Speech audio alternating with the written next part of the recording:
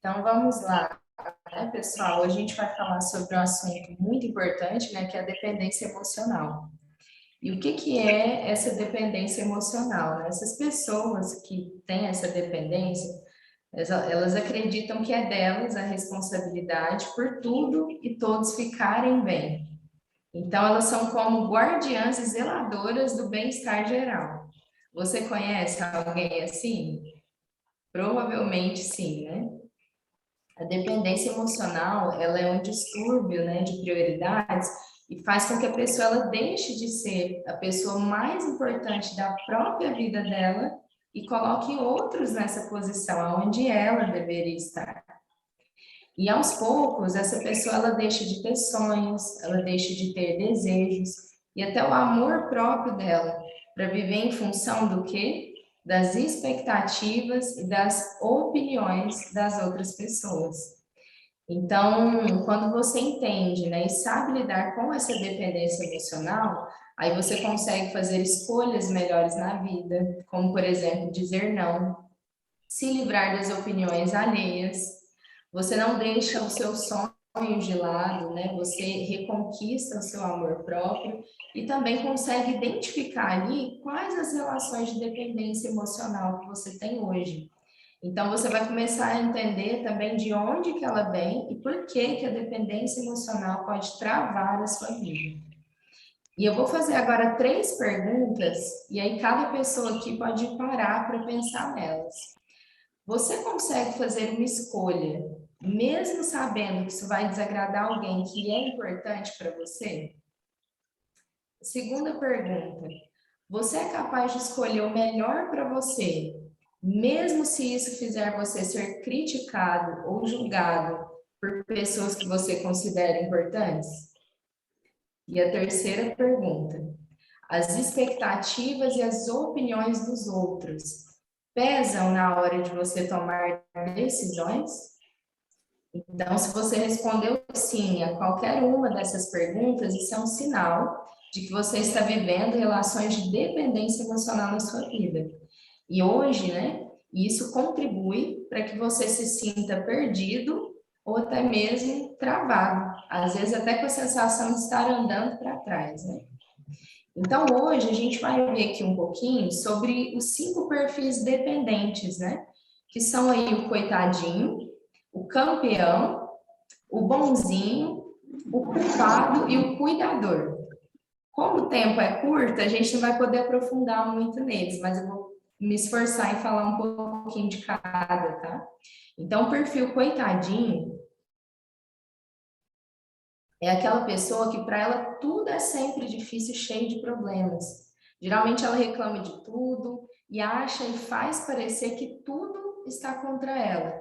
E na vida dela sempre existe um monstro, um vilão, muitos problemas e um monte de obstáculos. E então ela precisa sempre que alguém salve ela.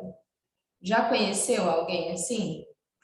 Além disso, o coitadinho, geralmente, ele faz parecer que as coisas que acontecem nunca são culpa deles, mesmo quando a escolha de fazer aquilo foi dele.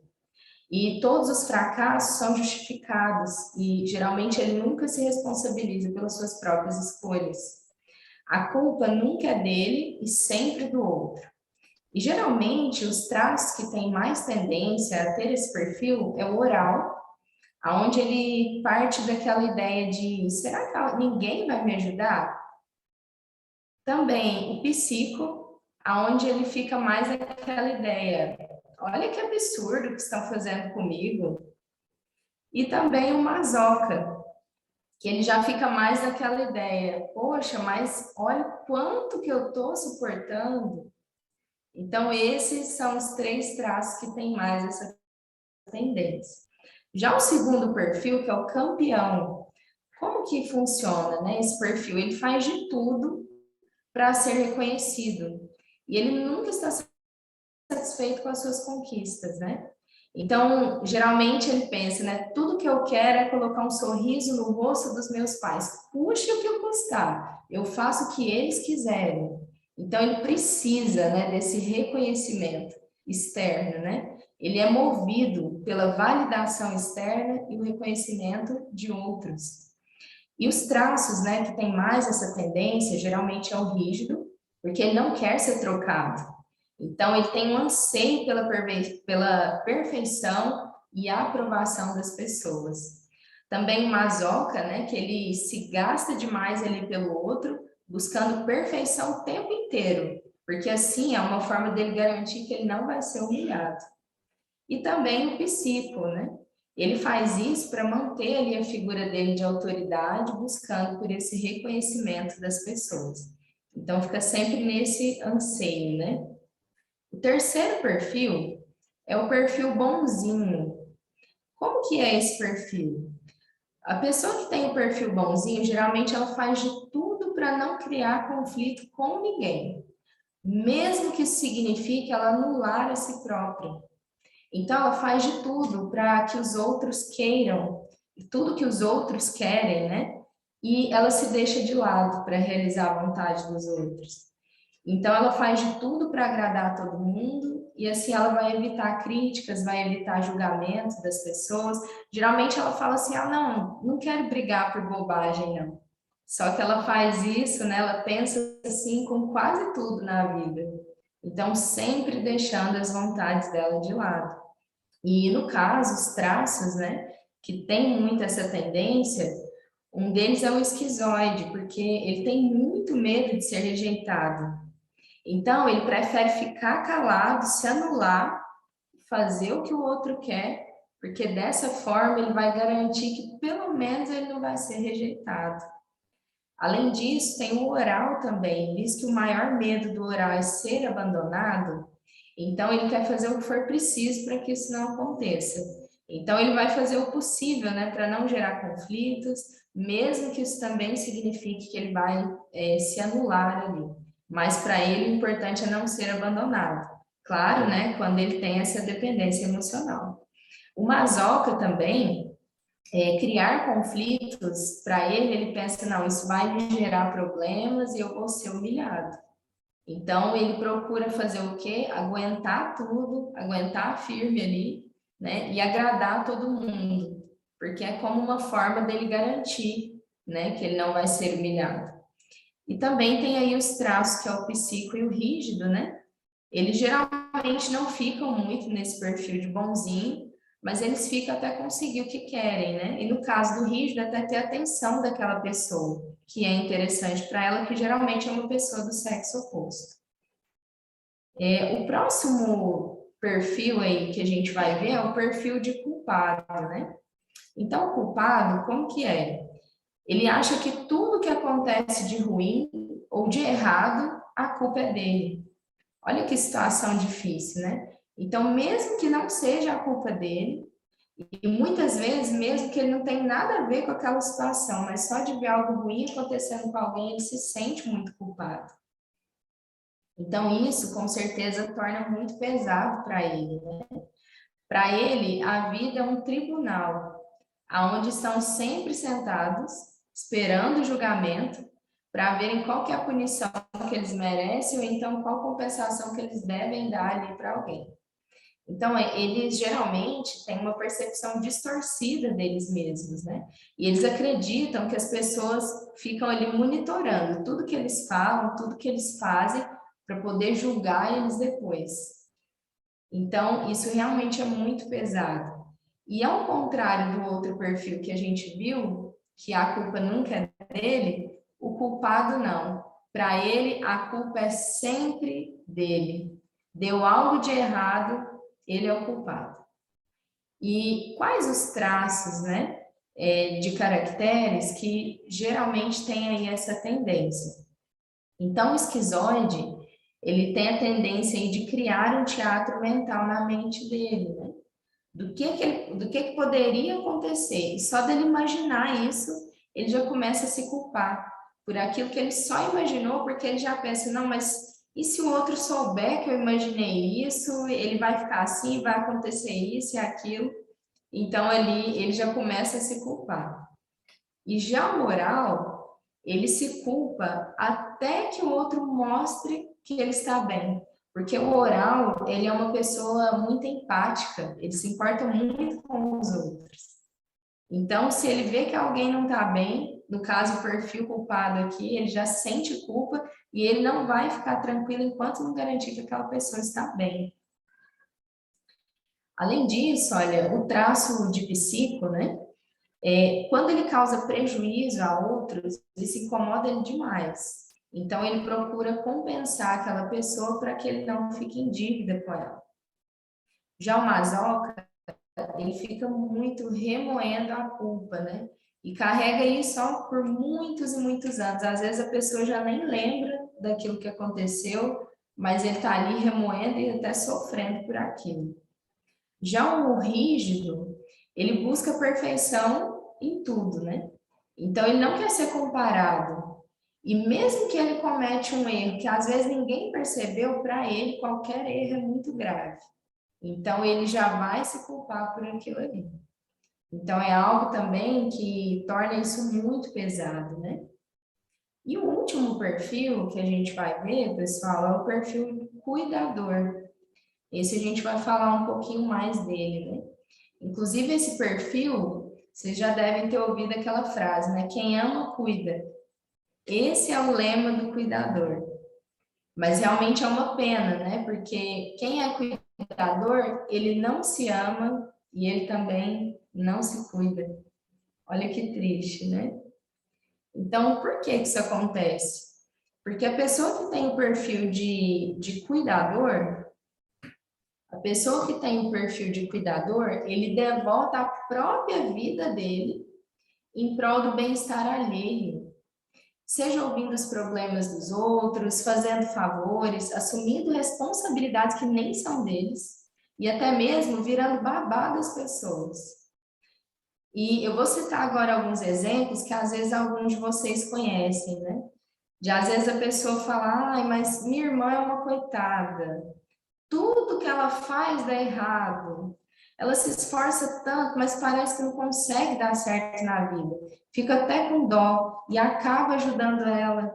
Eu ajudo pagando o aluguel dela, ajudo a pagar a escola dos filhos dela, até tento arrumar um emprego para ela, coitadinha. Ou então a gente ouve algo como: ah, meus pais já estão idosos, então eu fico de cima. Vai que alguma coisa acontece com eles. Aí eu vou me sentir culpada. Além disso, um outro exemplo que é muito comum da gente ver é com respeito aos filhos, né? Ah, meu filho já é grandinho, mas eu fico sempre de olho, sabe? O mundo anda perigoso, não dá para descuidar, não. Eu sempre ligo para ele para saber onde ele está, com quem que ele está, o que que ele está fazendo. Então, me importo demais com ele. Olha só, né? Esse tipo de atitude reflete o quê? São alguns exemplos de como os cuidadores agem. Por quê? Porque os cuidadores, eles acreditam que a vida se resume a serem úteis para os outros, servindo e cuidando deles o tempo todo. Então, eles acreditam até mesmo que o bem-estar do outro é responsabilidade dele. E que se alguém não está bem, é papel dele, né? Fazer com que essa pessoa se sinta bem, garantir que ela vai estar bem. E por isso eles precisam estar sempre como? Ele precisa estar sempre atento às necessidades e aos problemas das outras pessoas, deixando de lado as suas próprias necessidades.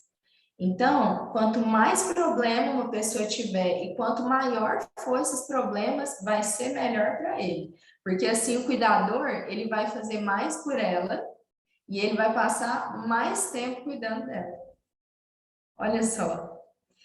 Mas por que isso acontece, né? Assim como os outros perfis que a gente viu, isso ele surge lá na infância. Nesse caso aqui do cuidador, o que que acontece, né? Aquela criança que ela recebeu a responsabilidade ou obrigação de cuidar de alguém. Então, é muito comum a gente ver, por exemplo, os pais que deixam a criança cuidando dos irmãos e da casa enquanto trabalha fora, cuidando de um familiar ou de uma pessoa doente. A criança, ela vira babá e vira doméstica, ao invés de brincar e se divertir, que é o que uma criança deveria fazer.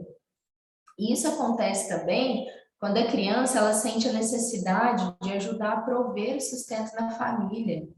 Ela, às vezes, entra na briga dos pais para defender o lado mais fraco, né? Ou às vezes, o que que acontece nessas situações? A criança, ela se torna o pilar de sustentação. É assim que ela se sente. E tudo que ela vai fazer, que ela vai pensar, vai ser em prol disso. Eu preciso sustentar minha família, porque meus pais não dão conta. E até mesmo, gente, tem crianças que cuidam aí de pais alcoólatras, doentes ou deprimidos.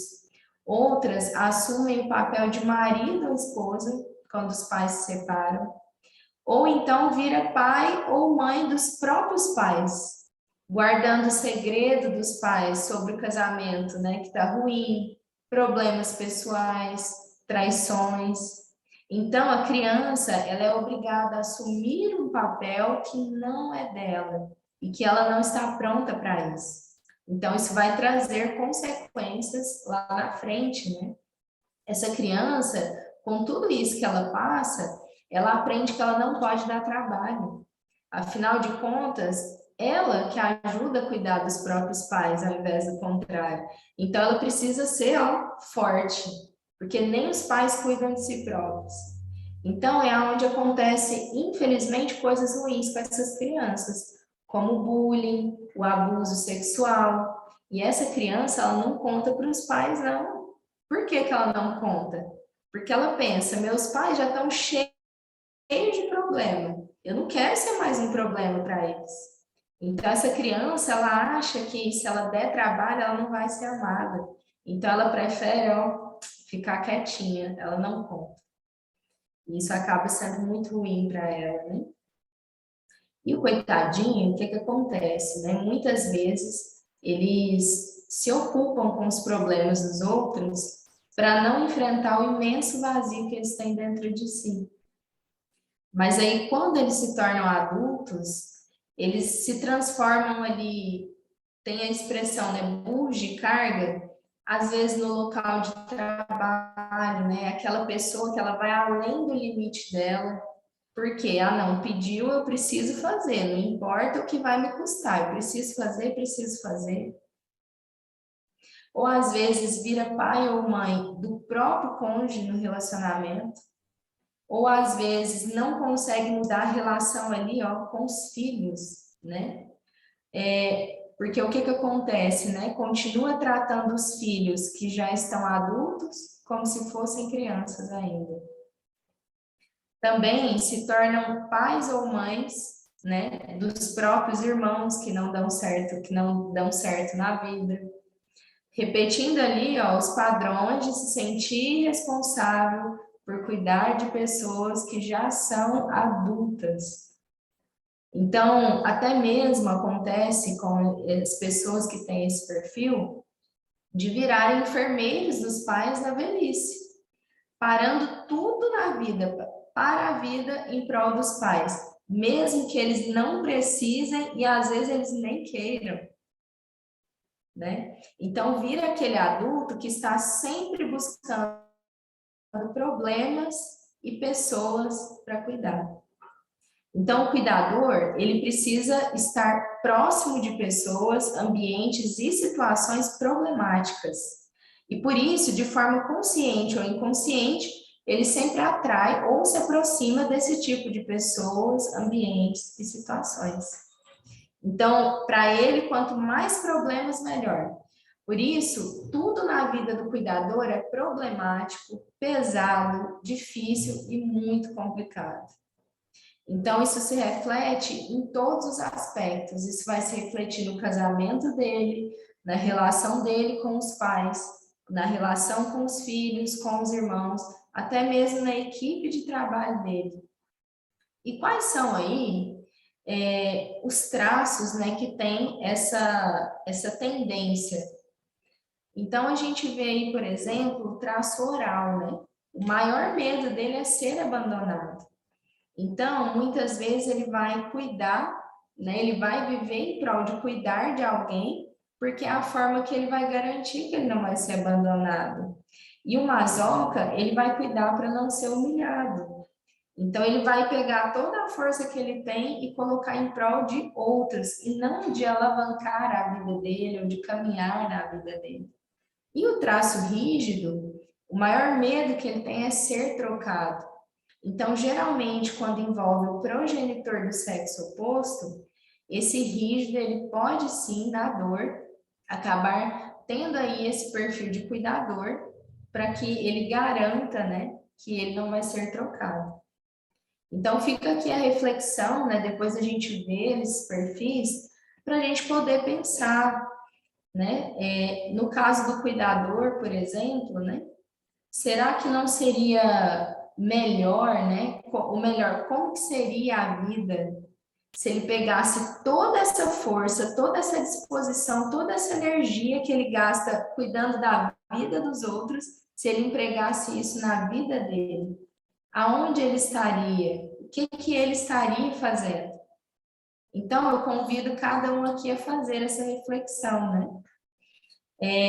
Devido ao tempo, a gente não vai poder entrar muito, né, nos traços, como eu mencionei, mas quem sabe numa outra live, né, a gente possa se aproximar mais e falar um pouquinho mais do que cada um pode fazer para lidar melhor, né, com essa dependência emocional. E também mais para frente a gente vai ver aí mais informações, tá?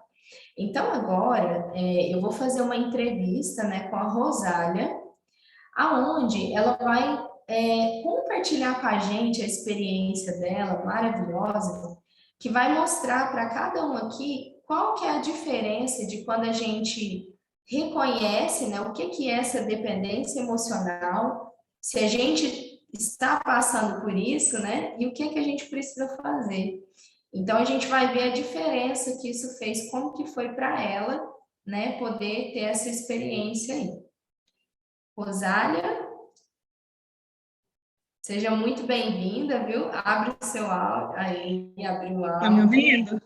Sim, boa tarde, Ah, seja muito bem-vinda, viu? boa tarde, obrigada. Estamos muito felizes aí com a sua presença. Então, Também estou muito Rosália, feliz de participar. que ótimo, que ótimo. Então, Rosália, conta pra gente, olha, como que você descobriu a dependência emocional? Bem, primeiro eu vou contar uma historinha para vocês poderem entender. Há 22 anos atrás, quando eu me casei e logo em seguida meu esposo foi trabalhar de manhã e eu trabalhava à noite. E eu esperava ele sair, eu pegava um ônibus e voltava para casa da minha mãe e ia dormir com ela. E assim eu segui os anos. Casada, eu casei, mas eu continuei sendo a menininha da mamãe, porque eu nunca consegui morar longe. Eu mudava para perto da minha mãe, ela se mudava, eu dava um jeito e mudava de volta. E com o passar dos anos, isso foi ficando uma coisa tão pesada, eu fui começando a me sentir sufocada, a perceber que eu não estava mais existindo, que eu não vivia a minha vida, eu vivia a vida da minha mãe, a vida do meu vizinho, a vida de qualquer pessoa, menos a minha. E quando isso acontece, quando isso vai ficando muito, o seu corpo começa a adoecer, e ele começa a mandar sinais. E foi numa dessa que eu vi um status que a Elaine havia postado num dia que eu estava muito mal, eu estava paralisada. Eu precisava levar os meus filhos numa terapia que eles fazem e eu não conseguia me mexer. Aí, nesse dia, eu vi lá no status dela falando sobre a análise que ela estava fazendo, né? E entrei em contato com ela. E na mesma da hora, ela já, mesmo estando estudando, ela já conversou comigo bastante naquele dia e eu consegui me mexer. Aí, naquele momento, eu reconheci que eu tinha um problema e que eu precisava ir atrás da solução para ele. Foi aí que começou o meu gatilho de buscar e descobrir o que era. Olha que interessante, hein? Muito bom, Rosália. E qual que foi o resultado de você descobrir que tinha essa dependência emocional? Bom, quando eu procurei a Elaine mais para frente, né, eu fiz uma sessão com ela, e nessa sessão eu descobri quais são os meus picos. Eu tenho, meu primeiro é oral, meu segundo é rígido e o meu terceiro é masoca. Aí já baseado em tudo que você falou antes, todo mundo já deve estar pensando, né? Coitado. Todos esses traços dela têm dependência. Aí com isso, o que eu descobri? O meu nível de dependência chega à possibilidade de 88%. É muito, muito alto. Com esse nível de dependência, eu não sabia falar não para as pessoas, em momento algum. Aí, depois da análise, de fazer, né, de descobrir, eu tive ferramentas.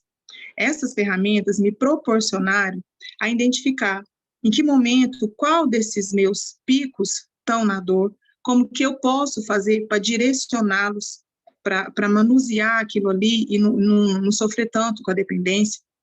E o que isso me possibilitou? A dependência, você vive com ela todos os dias.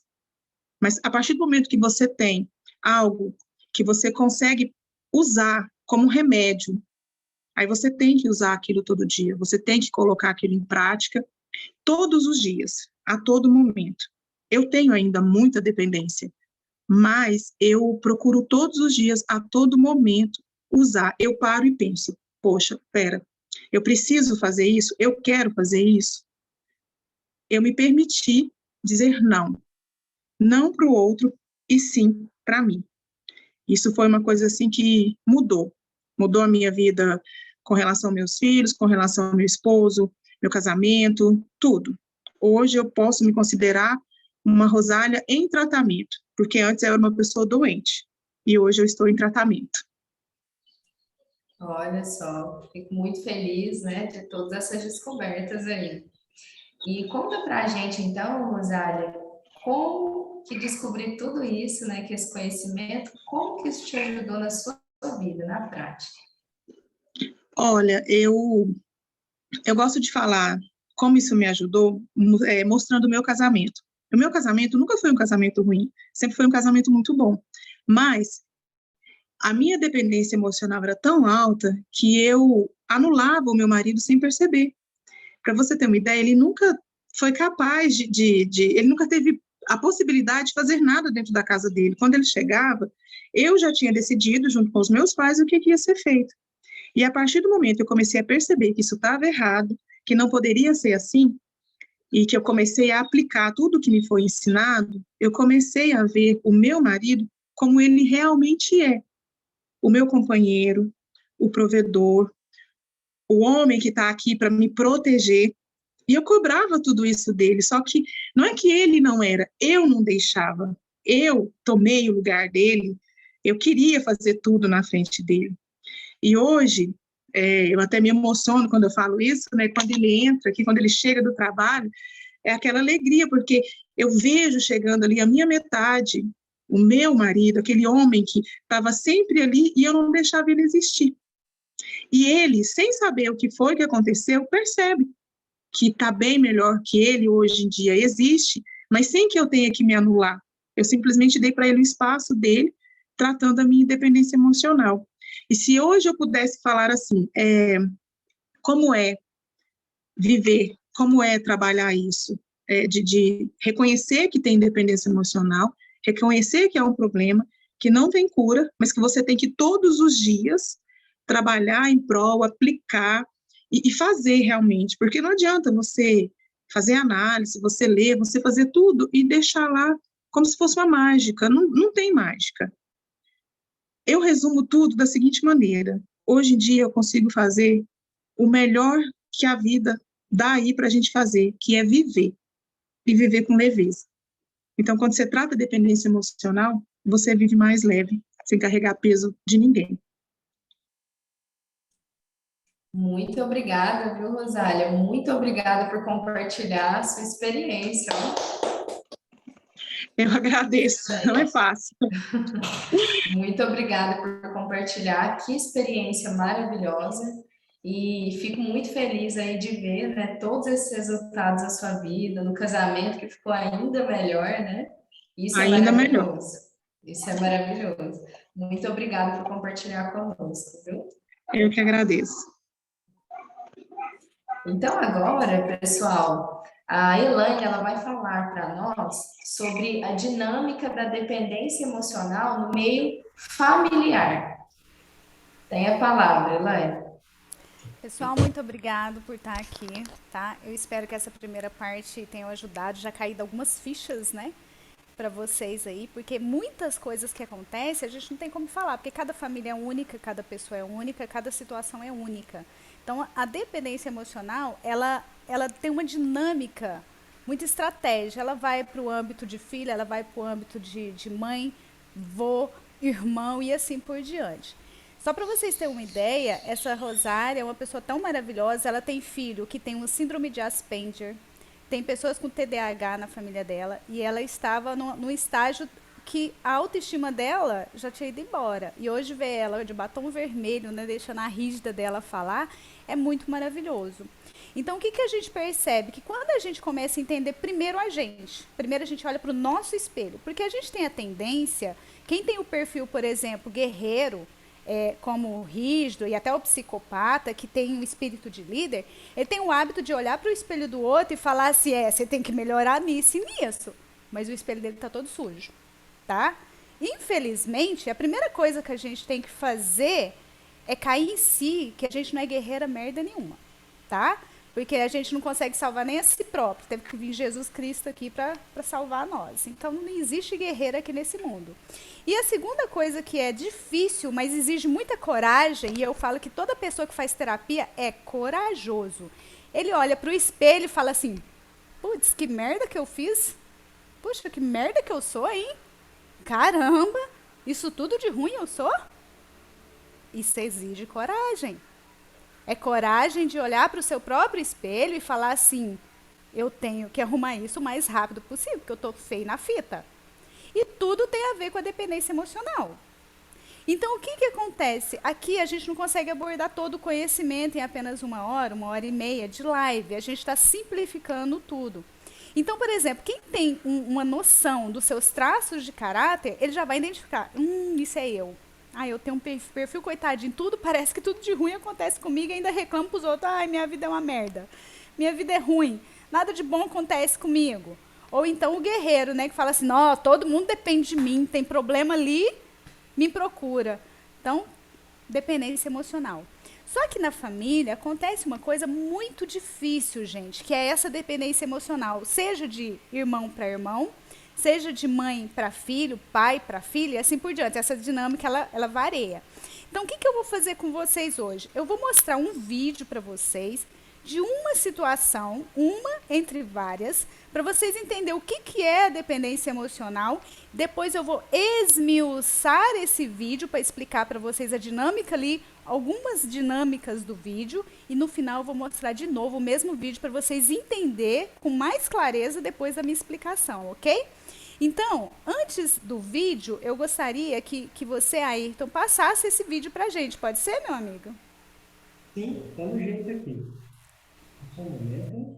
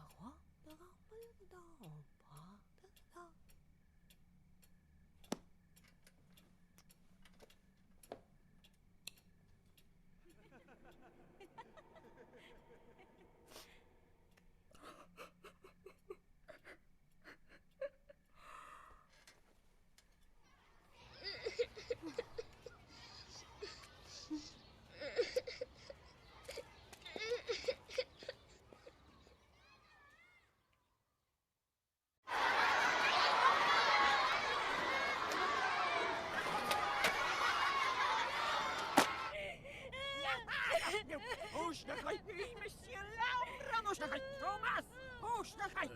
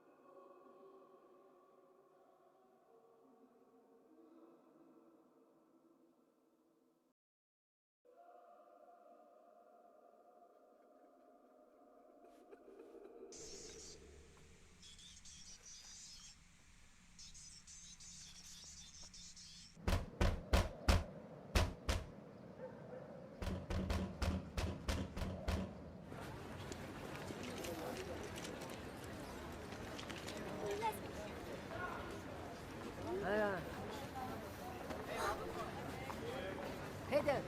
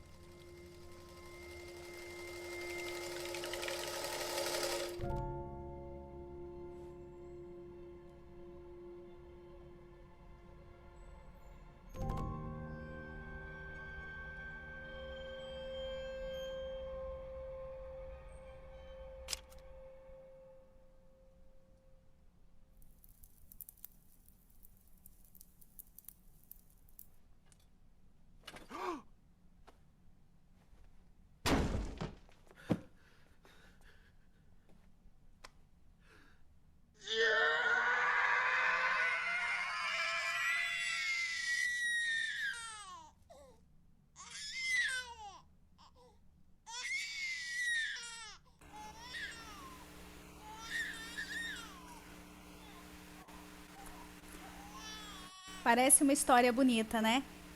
Uma mãe sozinha, criando um filho, e ali o cordão umbilical nada mais é do que a dependência emocional.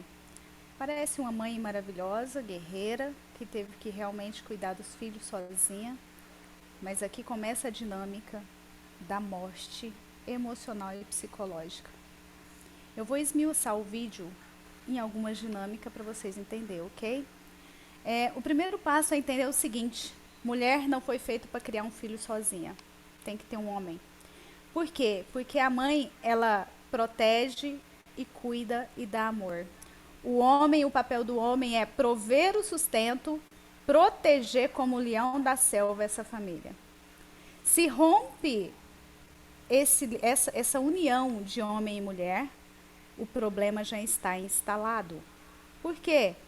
Porque eu vou citar no caso da mãe, porque é a mãe aqui no vídeo, mas isso serve para qualquer sexo, tá? Seja o masculino cuidando dos filhos ou a mãe, tá? Vocês vão encaixando aí.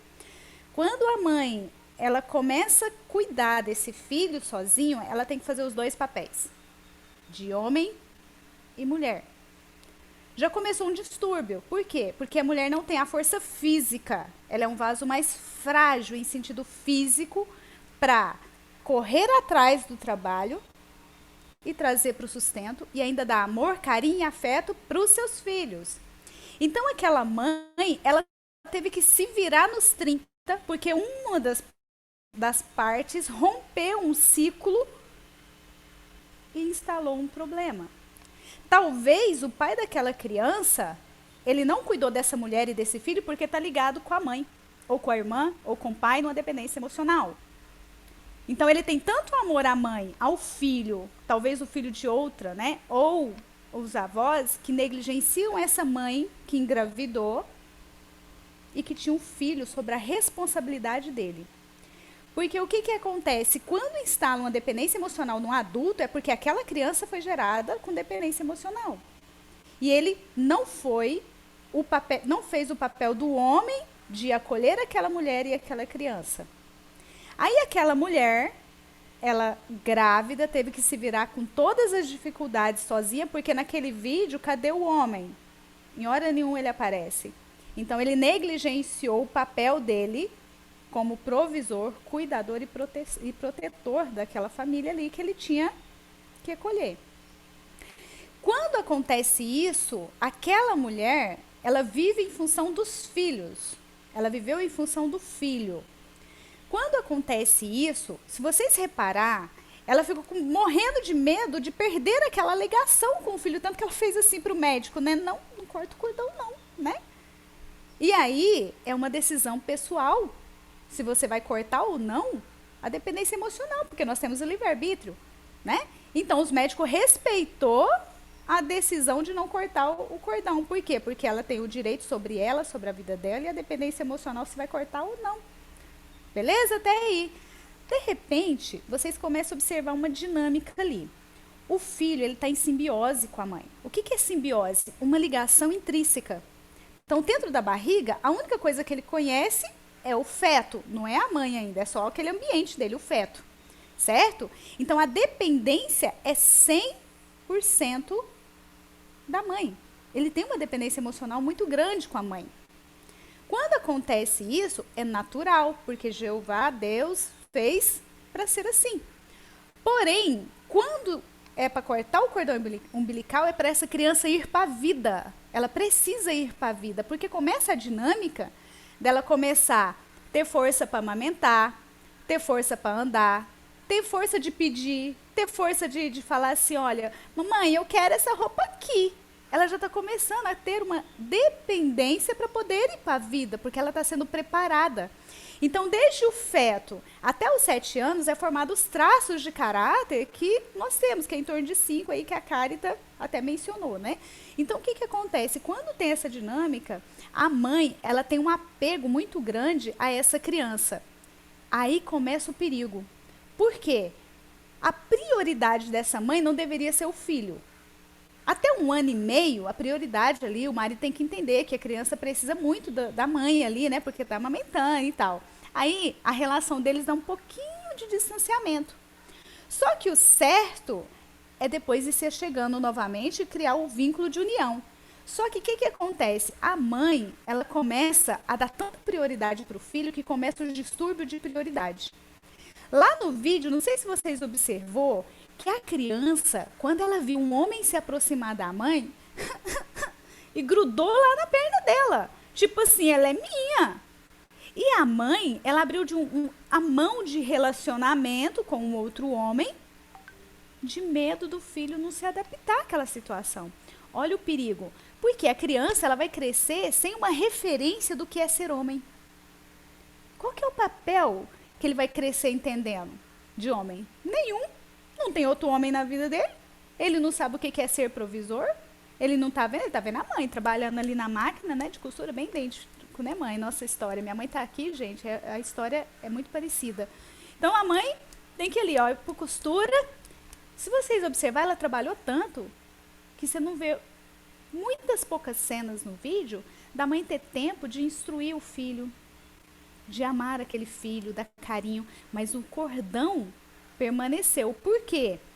Porque quando você vê essa dinâmica dessa criança com o ciúme da mãe, ela acaba não abrindo espaço para um novo relacionamento, para ser referencial para aquela criança.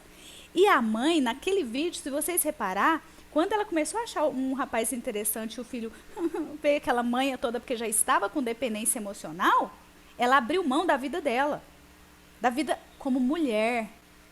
Ela ficou só no papel de mãe e homem ao mesmo tempo e esqueceu dela como mulher, das necessidades do corpo, da emoção, das emoções dela. Ela chorou na cama. Por quê? Porque ela já estava sentindo sozinha, sobrecarregada. Mas a prioridade dela era o filho. E estava numa distorção de papel. Por quê? Porque ela virou homem também na casa, porque ela tinha que ser provisora. Então, houve ali uma inversão de papéis e um distúrbio de prioridade, porque a prioridade era ela estar bem para conseguir cuidar bem daquele filho. E se eu estou mal emocionalmente, psicologicamente, fisicamente, como que eu vou cuidar do outro? Não tem como. Então, aquela mãe, ela tinha que estar bem em todos os sentidos. E aí vocês começaram a ver ali uma dinâmica, né? Quando a mãe estava chorando, quem que estava na cama com ela? O filho. Pelo desenho, esse filho ele estava na formação do traço rígido, que é o traço que forma a nossa percepção de casal. Homem com mulher, mulher com homem. Então, o lugar daquela criança não era na cama. Por quê? Gente, isso aqui é muito sério que eu vou falar para vocês, pode ser que mexa com alguns, mas presta bem atenção, não é lugar para culpa, é para autoconhecimento, tá? E entender a dinâmica pessoal de cada um.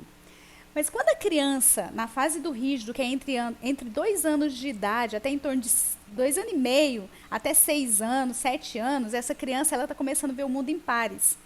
Então ela começa a ver que o tio tem a tia, o vizinho tem a vizinha, mas ele está sozinho. Então ele começa, naquela dinâmica do vídeo, quem que se torna o par daquele menino? A mãe. Começa a se ter um casamento inconsciente daquela criança e daquela mãe. Por quê? Porque quando a criança ela tem essa percepção, ela começa a ver a pessoa do sexo oposto, a menina vê a mãe, a menina vê o pai como o par dela, e o menino vê a mãe. Tanto é que quando aquela criança foi para a escola, o que aconteceu? Ela não queria ficar longe da mãe. Por quê? Porque ela criou vínculo doentio. Ela não interagia. A mãe ia lá brigar por causa do filho, né? E não levou aquele menino para um psicólogo, para um terapeuta, seja quem for, para entender a dinâmica dela e do filho. Quando aconteceu isso, olha que interessante, a mãe começou a ter problemas emocionais, porque aquele choro lá foi de desespero. Além da carga estar pesada, ela estava se sentindo sozinha, né? E aquele relacionamento poderia ter fluído. E aquele rapaz que ela conheceu poderia ser um bom pai, um lugar de pai para aquela criança. E mostrar para aquela criança o que é ser homem. Provisor, carinhoso, cuidando da esposa, colocando a esposa como prioridade, em segundo lugar ali ele como criança. Então ela perdeu a oportunidade de ter um referencial para o filho. Isso porque a dependência emocional com o filho, o medo de pôr alguém, um homem lá, estragar aquela relação de mãe e filha, em vez de chegar em acordos e alinhamento. E aí a gente percebe que o filho, quando ele não quer ficar na escola, ele também já está doente. Por quê? Porque ele já não interage. A bola tá para lá, para cá, as crianças tentando puxar, cortar aquele cordão ali, né, e não consegue. Então, o que a gente vê ali? Que realmente aquela criança já está numa dinâmica de doença emocional. E os pais, eles não se dão conta disso, né? A criança começa só a chorar, não interagir. A única pessoa que ela tem de referência como mãe é o quê? A mãe dele. Aí, qual que é a percepção que ele tem de mulher? Ah, a mulher tem que ser guerreira, trabalhar fora, pôr o sustento dentro de casa. Provavelmente, ele cresce um adulto achando que a responsabilidade principal é da mulher. Pôr o sustento dentro de casa. Né? E perde o referencial que é o homem, que é o provisor e protetor. Aí, olha que interessante. Essa criança que tem essa dinâmica que deu no vídeo ali, ele vai provavelmente pegar uma mulher que já está estabilizada financeiramente, que tem tudo para poder entrelaçar. Por quê? Porque se assemelhou com a mãe. Aí, essa mulher, provavelmente, no relacionamento, ela vai virar o quê desse rapaz que cresceu? Mãe. Mãe. Aí lascou tudo. Sabe por quê, gente? Quando criança de 2 anos e meio até 6 anos dorme na cama com os pais, a sexualidade fica bugada. Quando vê a mãe com postura masculina dentro de casa, pode virar o homossexualismo. E aí disturba tudo, gente. Aí o distúrbio sexual, emocional, psicológico, bugou tudo. Então, por quê? Imagina, por exemplo, aquela criança naquela cama com a mãe. Tá começando a sentir as coceirinhas ali, né? Nas partes íntimas, genitais dele. Encosta no bumbum da mãe, de repente ele já sente alguma coisinha. A criança não entende ainda, ela não tem percepção do que é maldade. Ela só sentiu um trem gostoso ali no corpo dela. Aí, de repente, ele casa com a mulher na vida adulta e lembra da mesma posição, a mesma cena. Vocês acham que ele vai conseguir ter sexualidade? Porque ele vai, inconscientemente, ele vai lembrar da cena da mãe. E mãe é santa, gente. Imagina o sentimento de culpa que aquela criança vai sentir. Vocês acham que a vida sexual dele como com a esposa vai ser legal? Gente, é comprovado. Nas aulas de sexualidade, quem entende isso fica abismada o impacto que isso tem. Ou então a mãe dorme com essa criança de 2 anos, 2 anos e meio até 6, 7 anos ali, e abraça aquela criança, por quê? Porque ela não pôs um marido para abraçar ela, né? Tá suprindo toda a carência emocional dela naquela criança. E a criança, sem entender nada, só sente os seios dela ali, ó. E aí, gente, o problema está instalado. E, de repente, ele tem dinâmica de família que anda seminu dentro de casa, perto da criança que está formando o traço rígido. Aí, essa criança já não sabe se é um amor de mãe ou se sente sensações, né, da sexualidade com essa mãe. E o distúrbio lascou tudo aí. Então, o que acontece? Naquele vídeo ali, começou tudo errado. Tudo errado. Parece uma história linda, bonita, mas não é não. É feia, horrorosa e mexe com todo mundo. Então, quando essa criança ali, ela chora, não interage, né? Vocês viram o que começou a fazer? Ver pornografia. Por quê? Porque quando ele começou a querer interagir com a mocinha, a mãe puxou ele. Acontece muito na família. Às vezes o filho começa a interagir, querer uma pessoa, aí a mãe fala assim, essa menina não serve pra você não. Começa a pôr 1000 defeitos na pessoa. Ou então fala assim, não, vocês são muito diferentes, mas o que vai ser de mim se você casar? Gente, ela está disputando com a futura esposa. Instala-se uma disputa entre mãe e namorada, ou futura, entende? Então, essa dinâmica, ela é muito feia, ela é séria.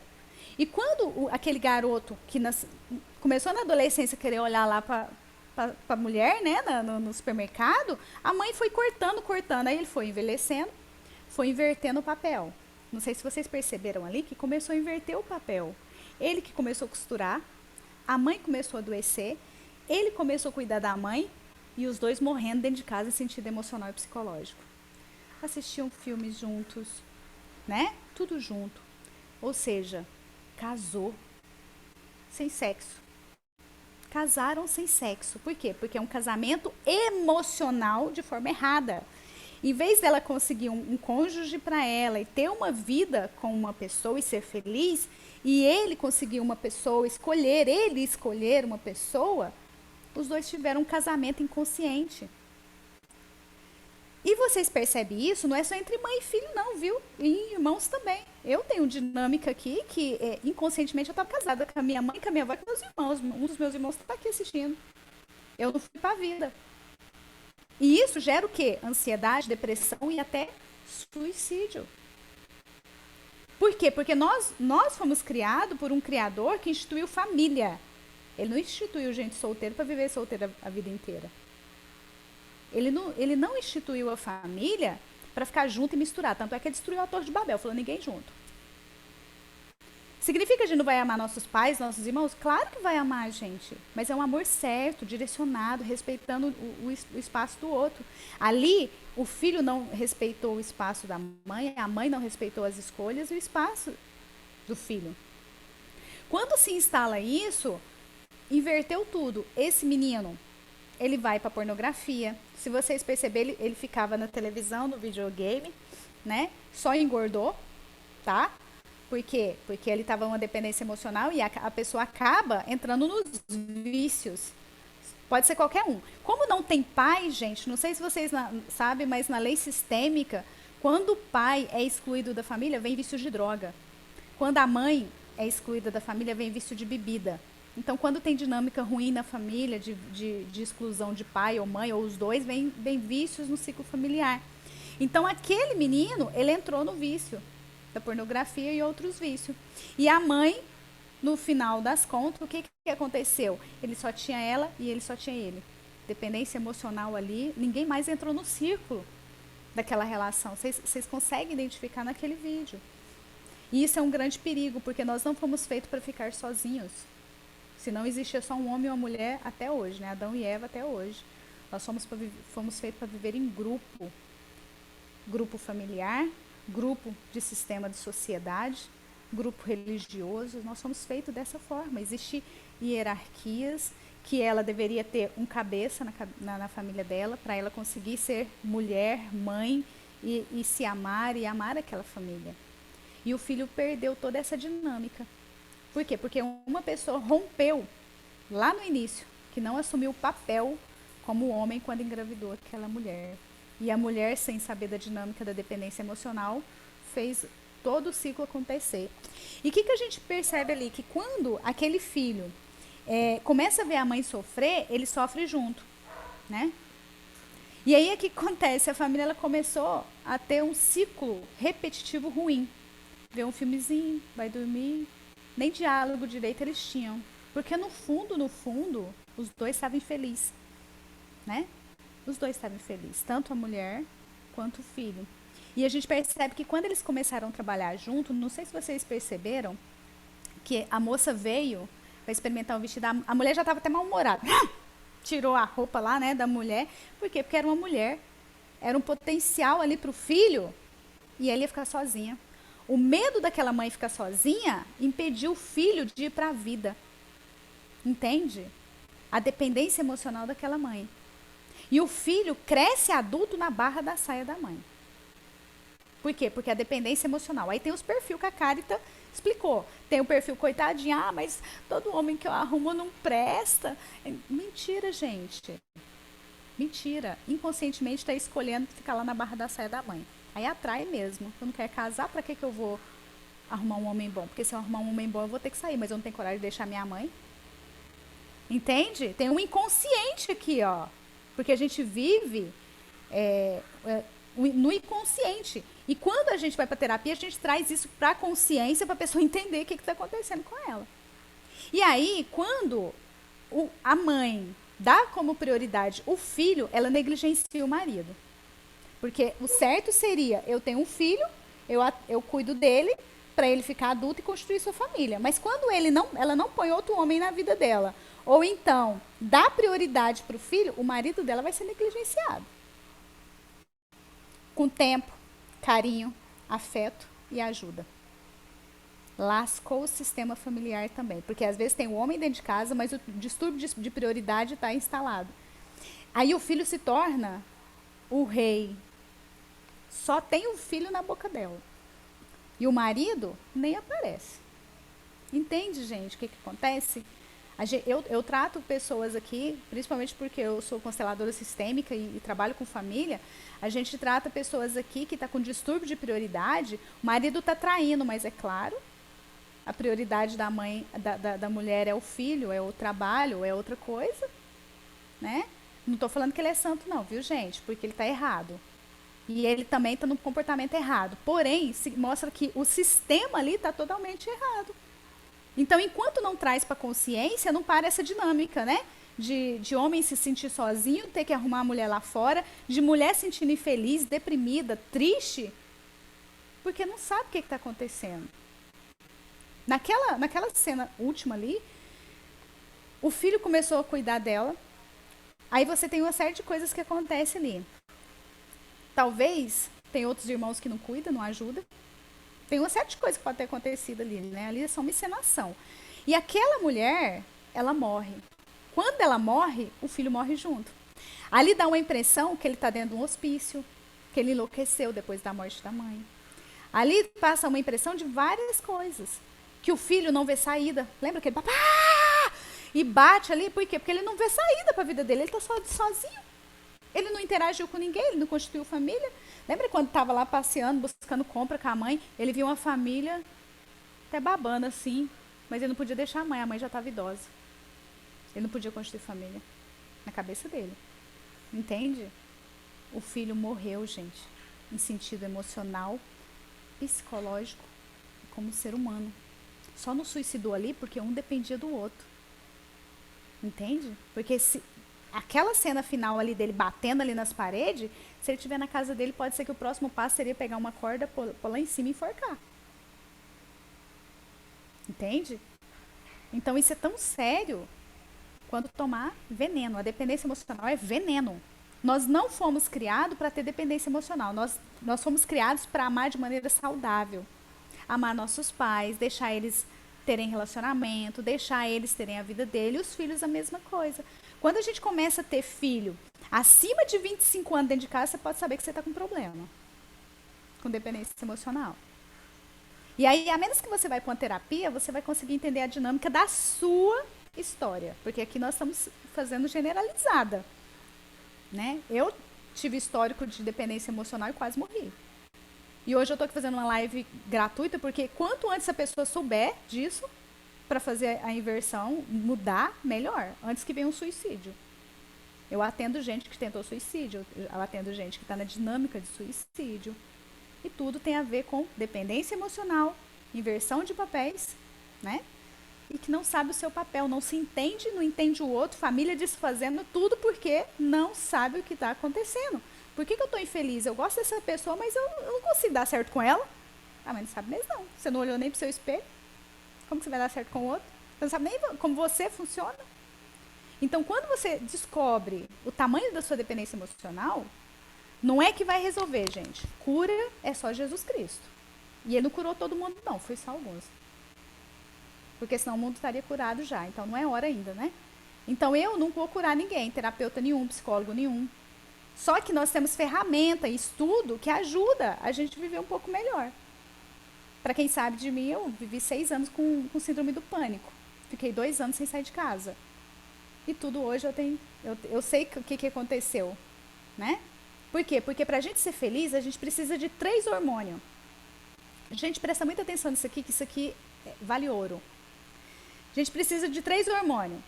Se você não tem eles, você vai para os antidepressivos, tá? Dopamina, ocitocina e serotonina. São os 3 hormônios. O que é a dopamina? Hormônio do desejo. Se eu não tenho desejo de viver, se eu não tenho desejo de sexo, se eu não tenho desejo na vida, está faltando dopamina. Certo? Depois eu tenho serotonina, que é o hormônio do prazer. Do prazer, que gostoso comer isso. Que gostoso ter sexo, que gostoso sentir esse abraço. Serotonina no seu cérebro. Certo? Se eu não tenho sexo, se eu não tenho vontade ou desejo, que é a dopamina, eu não vou ter exatamente esse hormônio. Aí vai para os antidepressivos, vou ter que tomar serotonina e dopamina. E se eu não tenho esses dois, eu não tenho a ocitocina, que é o hormônio da gratidão. Sabe aquela coisa de você comer uma coisa gostosa e falar assim, ai, eu desejei comer um bolo. Aí veio o que no meu corpo, no meu organismo? Dopamina. Aí eu como, que delícia, tô tendo serotonina. Aí depois que eu comi, enchi e falei, ai, que delícia. Isso é ocitocina. E você sabe onde que a gente tem mais desses 3 hormônios? No sexo. Porque Jeová, Deus criou assim. Tem como fazer sintético? Tem. Tanto é que os antidepressivos têm. Mas a parte mais gostosa de êxtase está na sexualidade. Se você não está tendo sexualidade, se você não tem um marido, uma família gostosa, tá faltando esses 3 hormônios, bebê. Se vocês fizerem os exames aí, vocês vão perceber. E se vocês não fazem criar isso na sua vida, por isso está indo para depressão, ansiedade e assim por diante. Aí tem um tanto de coisa, né, da dependência emocional, tem crença limitante, que não dá para entrar aqui, gente, mas só para vocês entenderem. A dependência emocional privou aqueles 2, mãe e filho, de ter 3 hormônios, que é os hormônios de querer viver. Morreu os 2. Infelizes e tristes. Dá para entender, gente, o perigo que é isso? A gente que estuda um pouquinho, a gente começa a ver o perigo que é a dependência emocional, inversão de papéis, distúrbio de prioridade. Aqui eu estou pincelando para vocês, gente. Quando vocês observar a dinâmica na família de vocês, na vida de vocês, no vizinho, todos têm, tá? Não existe uma família na face da Terra que não tenha dependência emocional, distúrbio de papel, inversão de papéis e distúrbio de prioridade. Por quê? Porque nós herdamos um negócio no DNA chamado epigenética, que veio lá de Adão e Eva, chamado pecado. Para quem é cristão sabe o que é. Para a ciência epigenética, temos ali, herdamos todas as tendências de nossos ancestrais até chegar a Adão e Eva.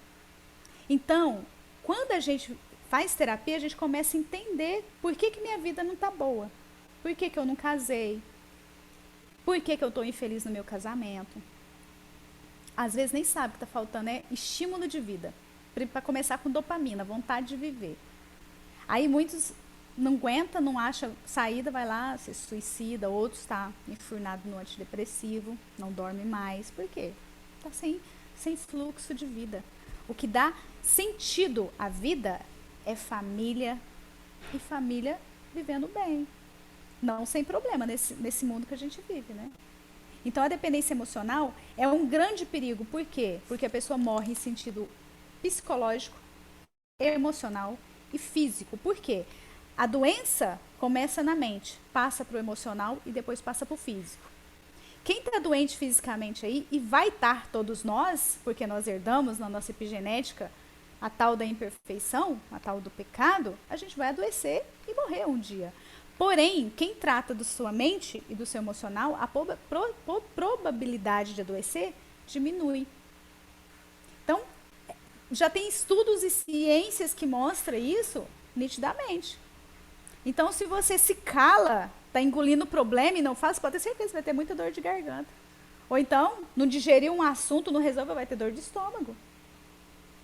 Tem coisa entrincheirada, está nos seus órgãos já. Tá, gente? Então, a dependência emocional, ela precisa ser tratada. Como que é tratada?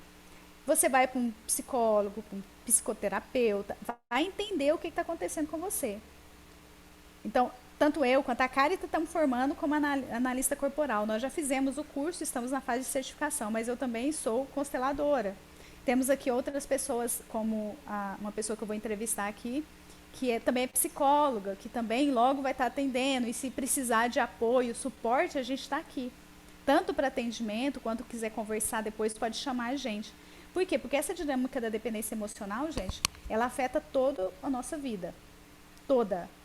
Fisicamente adoece, emocionalmente, psicologicamente, sexualmente, tá?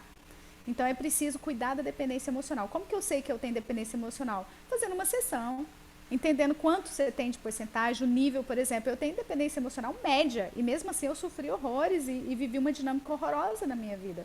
Cheguei a dar uma síndrome do pânico. E quem tem dependência igual a Rosália lá, né? Mas tem a predisposição de 80%.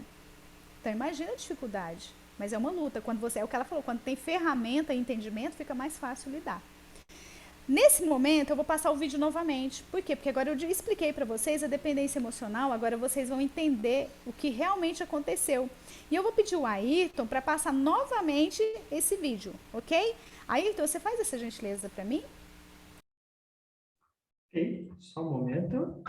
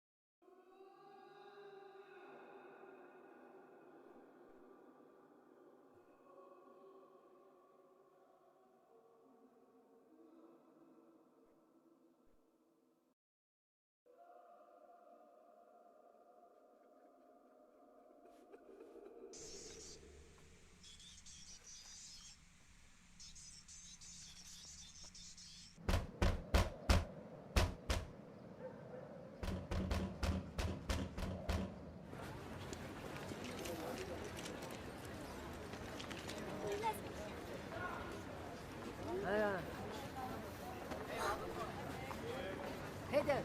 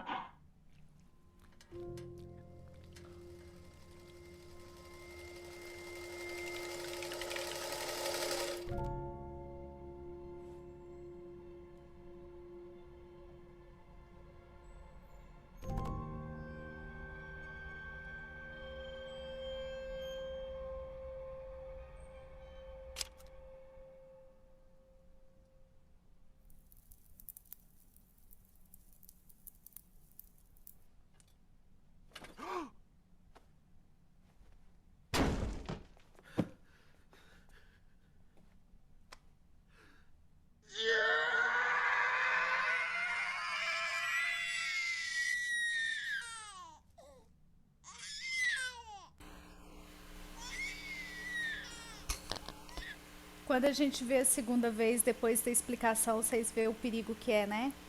É um amor de forma errada, com direção errada. E a menos que alguém nos mostre uma bússola, né? Que direção a gente está tomando, é impossível a gente voltar e tentar fazer o que é certo. Ir para a direção certa. Um amor saudável, familiar. Então é preciso a gente buscar ajuda, né? Ninguém sabe tudo, gente. Eu não sei tudo. Eu sempre busco mais conhecimento. Todo mundo está aprendendo um com o outro, né? Eu aprendo até com meus pacientes às vezes, né? Então é preciso a gente entender o que é a dependência emocional. Quando a gente entende e toma consciência na nossa vida, fica mais fácil a gente achar um rumo para sair desse buraco negro que a gente se enfia, seja familiar ou pessoal. Eu queria conversar com uma pessoa que eu vou perguntar algumas coisas para Eliane Prates. Ayrton, se você puder colocar nós duas na tela, eu te agradeço, tá? Porque eu sou oral, gente, eu gosto de ouvir e olhar para a pessoa, né? E a Eliane é uma pessoa que fez uma ou duas sessões comigo, não lembro, e fez do filho. E eu gostaria de conversar com você, Eliane, e fazer algumas perguntas. Primeiro eu quero que você se identifica, fala de onde você é, sua profissão, por gentileza. Bom, meu nome é Eliane, eu moro no interior de São Paulo, sou casada, sou mãe, sou dona de casa, sou esposa e sou formada em psicologia. Muito bem. Então eu tive o grande privilégio de atender a Eliane e conhecer essa pessoa maravilhosa, que não é só uma paciente que passou por mim, mas é uma pessoa que criou vínculos. Na psicologia fala que a gente não pode ter vínculos, né, com pessoas, né, Eliane? Mas a gente percebe que quando a gente cria vínculos de parceria, de entendimento e conhecimento, é uma coisa maravilhosa, tá? E eu te agradeço muito, Eliane, por ter te conhecido, tá bom? Então, primeira coisa eu queria... Desculpa, pode repetir. Não, eu agradeço você por ter conhecido você, que é uma pessoa tão maravilhosa e que me ajudou e tem ajudado muito. Obrigada, eu. Eu queria entender com você, como é que você descobriu meu número de telefone, primeira coisa. Então, uma amiga passou com você e conversando com ela, ela me contou como que a análise ajudou ela estava passando por problemas no casamento, né? E aí ela me contou que a análise ajudou muito ela. Eu já conhecia um pouco da análise corporal, porém eu não tinha feito ainda com ninguém, porque eu queria, quando eu fizesse, fazer com alguém que eu realmente sentisse confiança. E aí ela me passou, eu pedi para ela me passou seu contato, foi quando eu entrei em contato com você. Muito bem, gente, porque o que eu atendo de gente de São Paulo e por indicação tá no gibi, né? Então, a Eliane eu conheci através, a gente não se conhece pessoalmente, né? E quando eu comecei fiz a primeira sessão com você, ela não me contou, gente, que ela era psicóloga. Ainda bem, senão eu tinha tremido nas pernas, né? Porque aí talvez a rígida ficaria insegura, né? As pernas dariam uma bambeada, né? Mas fala pra mim, o que que você achou, o que que você achou de interessante, que agregou tanto no conhecimento psicológico que você já tem, né, da sua formação, e na sua vida pessoal depois da primeira sessão? Porque a primeira, na verdade, não foi com você. Conta pra Não. gente. Então, a primeira sessão foi com meu filho, ele tem 10 anos, e eu queria entender melhor ele, apesar de conhecer um pouco os traços, como eu disse, eu não conheço os traços a fundo, mas eu tinha uma noção dos traços, até porque a gente estuda um pouco isso também na faculdade, mas é bem superficial. Então, eu tinha uma noção, mas eu queria entender melhor o meu filho, até porque veio a pandemia, e na pandemia ele ficou ansioso, ele começou a engordar, e a minha dinâmica com ele passou a ser uma dinâmica um pouco difícil, um pouco complicada. Então eu quis passar ele, e também eu queria passar porque quando a gente. É muito fácil a gente identificar, pelo menos no meu ponto de vista, né?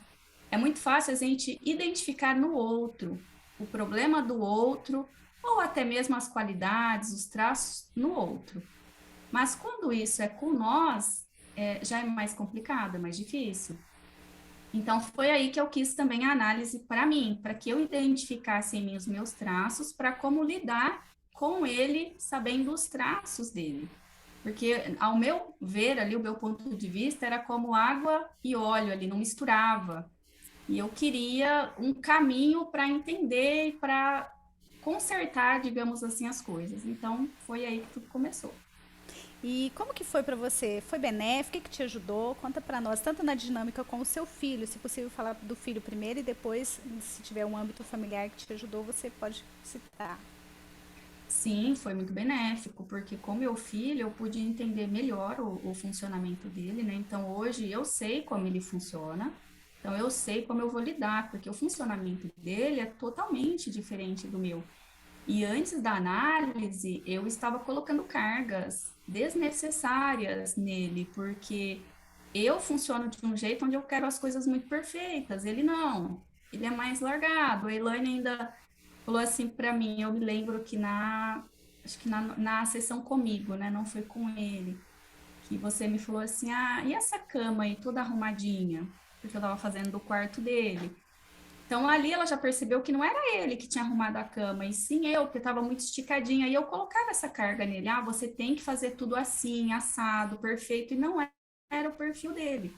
Quando eu entendi isso, a minha dinâmica com ele melhorou, porque aí eu dou espaço para ele existir, e eu percebia que eu não estava dando esse espaço, eu estava colocando nele uma carga desnecessária. Então, melhorou muito. Hoje, eu consigo ver quais são os limites dele, até onde ele pode ir, até onde eu posso cobrar certas coisas dele.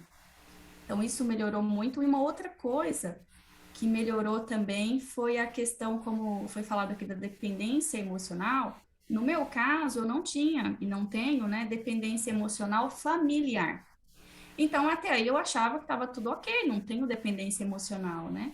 Mas na minha análise, a Elaine identificou ali que eu tinha sim dependência emocional, porém a minha dependência emocional, ela estava ligada, por exemplo, a vizinhos.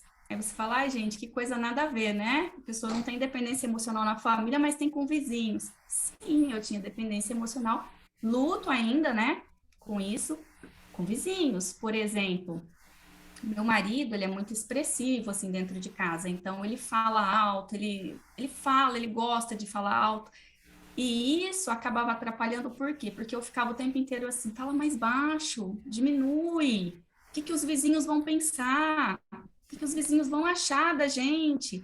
Então, era uma dinâmica com ele também nesse quesito um pouco complicada, porque aí ele ficava assim, mas o que que eu tenho a ver com o vizinho? E daí, o que que o vizinho vai achar? Eu não tenho nada com o vizinho. E na minha mente, não. Na minha mente, meu Deus, o que que o vizinho vai pensar de mim, da nossa família? Então, quando a Elaine identificou isso, que a minha dependência emocional estava ali, eu, sinceramente, levei um susto, né? Porque eu falei, poxa, não está dentro da minha casa, mas está lá fora com o vizinho. Então, a partir daí, a gente começou a trabalhar isso e hoje eu entendo, então, quando eu estou com essa dependência, então, o que que acontece? Hoje a minha dinâmica com meu marido é bem melhor, porque eu deixo também ele existir ali quando ele quer falar alto, quando ele quer brincar, quando ele quer, eu não fico mais, fala baixo, vizinho. Então, melhorou muito, 100%. Só que é uma busca, né? Ainda não é, como vocês falaram, não é perfeito. A gente não consegue ser perfeito. Então, todos os dias é uma dinâmica de identificar isso e tentar melhorar cada dia. Muito bom. E a gente percebe que ela, como psicóloga, facilitou, porque muita coisa que eu fui falando, ela foi identificando, mas ela não me contou que era psicóloga. Quando é que ela resolveu me contar que ela era psicóloga? Foi quando ela resolveu me contar a dificuldade nela na questão da profissão. Conta pra gente um pouquinho aí, como é que foi, Eliane? Sim, aí eu queria conversar com a Elaine, né, sobre o lado profissional e que eu queria voltar a atuar. Então foi aí que eu resolvi contar que eu era, até porque eu tenho uma certa dificuldade, até no meu gráfico ela viu isso, de me abrir com a pessoa. Então, a minha primeira sessão com a Elaine não foi, ela me mostrou o gráfico, mostrou como eu entendo tudo muito rápido, ela me mostrou o gráfico, mostrou onde estavam ali meus problemas, tal. Então, para mim, aquilo estava ok. E aí, depois disso, que eu comecei a pensar na minha profissão e resolvi falar com ela sobre isso, que eu queria alavancar a minha profissão, pensando ali nos meus traços, né? E aí nós conversamos a respeito, a Elaine tem me incentivado muito desde então a procurar os meios de realmente colocar em prática a minha profissão, e é o que eu estou fazendo, estou caminhando para isso. Isso aí. E a gente percebe que uma pessoa extremamente inteligente e racional, né? O filho dela é extremamente emocional e ela na polaridade racional, então é por isso que dava os choques, né? De conflito interno dentro da casa dela. E no lado profissional, embora ela era muito racional, ela abriu mão do lado da profissão porque ela não tinha o equilíbrio ali, família e profissão. Acabou abrindo mão de uma das pernas dela, que a gente chama, né? Que é o lado profissional. E o mais louco, gente, é que essa mulher é incrível, extremamente inteligente, tem muita capacidade de ajudar. E a gente espera que em breve a gente possa estar fazendo parceria aí. Os casos que precisar de ajuda da psicóloga, eu já tenho uma em mente. Tá bom, Eliane? Muito obrigado, viu? E que Jeová continue te abençoando aí no tanto profissional quanto familiar. Tá bom? Eu que Obrigada, meu agradeço. amor. Muito bom conhecer você, fazer análise com você. E fica o incentivo, né, para aqueles que não fizeram ainda, que façam, gente, porque é um divisor de águas. O autoconhecimento, ele nos liberta. Muita gente tem medo porque acha que você vai olhar defeitos. Não, mas ele liberta. Porque você vai ver não só defeitos, você vai ver qualidades também que muitas vezes você achava que era um defeito. E não é, é só você direcionar o caminho correto ali. Então, a autoanálise é maravilhosa. Então, quem não fez, fica o incentivo aí para fazer análise aí com as meninas, que vale a pena. Obrigada, gratidão, viu? Então, gente, só para finalizar a nossa live, a gente está buscando parcerias, tá, para fazer as lives. A Carita hoje me ajudou. Quero pegar a Eliane qualquer dia desse, né, para me ajudar numa das lives, que eu sei que vai ser muito proveitoso. Mas é importante a gente buscar ajuda antes que seja tarde. Quando é que é tarde? Quando a gente põe uma corda no pescoço ou quando enfia uma faca no pulso e assim por diante, tá? E tem casos que realmente ajuda muito. Já peguei pessoas que tinha tentado suicídio, não morreu e hoje está super bem. Falou, Elaine, eu não tenho vontade de morrer mais, porque agora eu entendi o que acontece comigo. Então, busque ajuda, incentive as pessoas, sem pegar a pessoa e levar para o psiquiatra, para o terapeuta. Por quê? Porque nós não temos responsabilidade com o outro, nós temos primeiro responsabilidade com a gente. O que a gente pode fazer é incentivo. Por exemplo, eu tenho um grupo que eu mando os links, mas eu não obrigo ninguém a ficar no grupo, só fica quem quer. É aula gratuita. Uma sessão de quase 2 horas aqui, você pagaria no mínimo uns R$ 500 para você ouvir uma pontinha do que eu falei, né, Eliane? Porque normalmente no meu psicólogo é dosagem, gente, dá uma gotinha de informação, no outro mês dá outra gotinha. Aqui não, vocês tiveram uma dinâmica geral de muita coisa. Então eu espero que vocês tenham gostado. A gente sempre tem feito lives, né, gratuitas. Se vocês precisarem de alguma orientação, quiser fazer uma sessão, vocês podem me chamar no privado, vocês podem pegar meu número, pode passar para alguém, se caso as pessoas quiserem, tá? A gente não obriga ninguém. A gente não tem como amarrar uma pessoa e falar assim, você está doente, você precisa se cuidar. Não tem como fazer isso, gente. Até o livre-arbítrio Deus dá pra gente, né? Então, o máximo que a gente faz é falar assim, olha, se vir reclamar, falar assim, olha, eu não sou psicóloga, eu não sou terapeuta, eu não sou consteladora, eu não tenho capacidade de te orientar e te dar um direcionamento, mas tem alguém que eu conheço, tá aqui o número. Pronto. Se ela vai ou não também não é responsabilidade sua. E nem é responsabilidade de você ser lixo emocional do outro, né? De ouvir problema do outro, porque aí você está enchendo a sua bolsa de problema, a sua mente e o seu emocional de problema. E aí vai prejudicar vocês. Ok? No mais, muito obrigada a todos que estiveram aqui. Eu vou abrir o grupo, tá? Do WhatsApp, se alguém quiser comentar alguma coisa, alguma dúvida, né? Pode chamar lá, tá bom? Grande abraço. Ayrton, obrigado, tá? Por ter sido anfitrião. Carita, obrigado pela sua participação. Rosália, minha querida.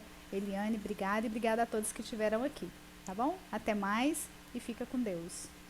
Fique com Deus, gente. Até.